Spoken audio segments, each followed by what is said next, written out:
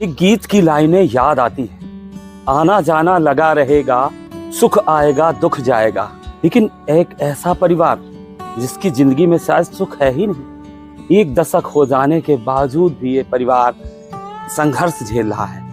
इनके पास अपनी फरियाद है, आंसू हैं, गरीबी है, मजबूरियां हैं और तमाम वो बातें हैं जो किसी को भी भावुक कर देंगी। कहानी का पहलू ये भी है कि इस घर में एक ऐसी आदर्श महिला भी है, उन्होंने अपने पति का हर कदम पे साथ दिया है। ये कहानी है छतरपुर जिले के परसनिया गांव की।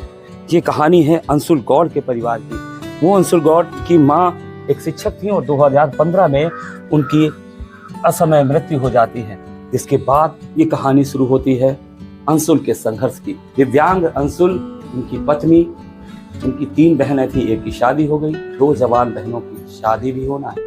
घर के खर्चे कैसे चल रहे हैं, ये परिवार बेहद मजबूर है, बेबस है।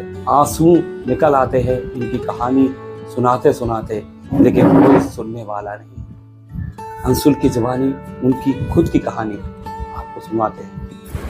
प्रयास तो कर रहे हैं, देखिए कहाँ कहाँ लेके गए आप अपने पति को साथ? कई बार आप गोद में उठा के लेके गए हैं। कलेक्टर कार्यालय जाने कितनी बार, उसकी तो कोई गिनती ही नहीं है। और भोपाल गए हैं और मामा जी के आवास में भी गए, उनके घर पे गए थे। क्या कहा था शिवराज सिंह जी ने? उनसे मुलाकात नहीं हो पाई है। शिक्षा मंत्री के यहाँ भी गए थे और कलेक्टर जी के यहाँ तो जाने कितनी बार, कोई नहीं। किसी ने कुछ आश्वासन दिया था कि हाँ होगा? आश्वासन तो बस ऐसे ही बोल देते हैं कि अब देखते हैं क्या है, पहले का मतलब फाइल जमा कर दीजिए, आकर के देख, फिर दोबारा बुलाते हैं, जाओ तो बस वो बोल देते हैं कि आपके में 1 लाख रुपए पहुंच गया। मतलब 1 लाख रुपए की राशि का पूरी कहानी 1 लाख रुपए में ही फंसा देते, मुझे गुमराह कर रहे हैं। जबकि हम लोगों ने मांगा भी नहीं उनसे 1 लाख रुपए, जबरदस्ती हमारे खाते में डाले गए। 50,000 रुपए के लिए उन लोगों ने खाता नंबर मांगा तो उसी में 1 लाख रुपए भी डाल दिया है। जैसे कि इतनी महंगाई चल रही है, अभी लाडली बहना का लाभ आपको थोड़ा बहुत मिलने लगा, कैसे चल पा रहा है घर का खर्चा? इलाज भी नहीं हो पा रहा पति का? तो पति का इलाज तो 2-3 साल हो गया रोके हुए हमको, और वही जो 1250 रुपये आते हैं उसी में जो काम चला तो चला, नहीं तो फिर इधर उधर से कर्ज ले करके करते हैं हम लोग। सुनने वाला भी नहीं है और फिर बोलते हैं मामा जी की बहनों को ये करते वो करते। 1250 रुपये में घर का भी नहीं चलता। अब हम जैसे चलाते हैं हम ही जानते। 2 बहनें हैं, 2 बहनें बैठी, अभी शादी के लिए पति का इलाज है और अन्य खर्चे इतने में कहाँ पूरा पड़ रहा है, कुछ नहीं हो रहा। एक ही कमाने वाली थी जो खत्म हो गई। बातें बस बड़ी बड़ी है, कुछ नहीं। यहाँ नहीं दिखाई दे रहा कि क्या हो रहा है। आदिवासियों के लिए ये वो कुछ नहीं मिला हमको, हम भी तो देख रहे हैं। 1250 रुपये वो भी 2 साल से मिलने लगे, अभी तक कुछ भी नहीं मिलता था।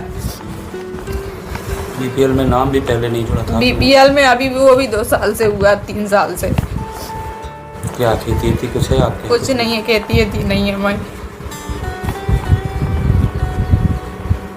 क्या कहेंगे सरकार से, क्या उम्मीद है? गुजारिश है कि कम से कम हमें भरण पोषण के लिए कुछ भी दे दो, आप पद में दे दो, खुशी में भी दे दो, कम से कम हमारा गुजारा तो चलने लगे।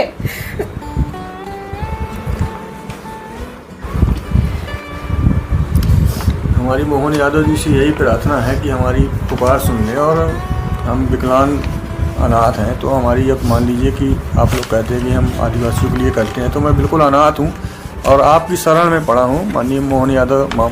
और विनती सुने इस विकलांग की, मैं न मेरे माता है न पिता है, अब आप ही हैं जो कुछ हैं। अब आपको करना है, आप चाहे जिंदा रखो चाहे मार डालो, आपका अधिकारी चाहे जिंदा रखें चाहे मार डाले। माननीय कलेक्टर महोदय, मैं कई बार मेरी पत्नी गोद में लेके जा चुकी है, और जो अन्य महिलाएं ज्योति मौर्य जैसी जैसे छोड़ के चली गई, आप क्या चाहते हैं कि वो भी भाग जाए, मर जाए?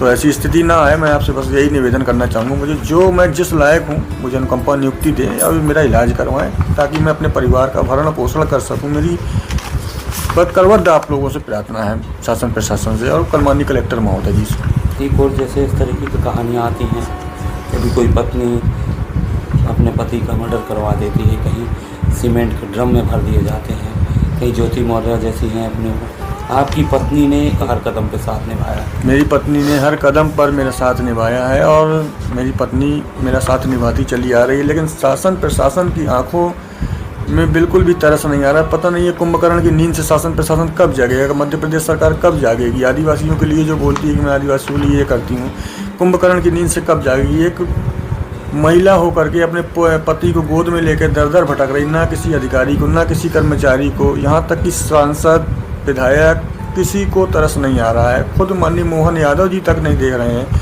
कि उनके क्षेत्र में छतरपुर जिले से 4-4, 5-5 विधायक हैं, कोई सुनने वाला नहीं है, कोई सुनने वाला नहीं है। बस हम तो बहुत परेशान हैं। मान लीजिए अगर ज्योति मौर्य जैसी अगर हमारी पत्नी होती तो कब काम को छोड़ के चली गई होती है। हमारी पत्नी हमारे लिए बहुत साथ दिया है और वो स्थिति ना आए हमारी कि हमको भी कल के दिन मरना पड़े, आत्महत्या करना पड़े। हम तो मध्य प्रदेश सरकार से यही विनती करेंगे कि हमारी पुकार सुन ले।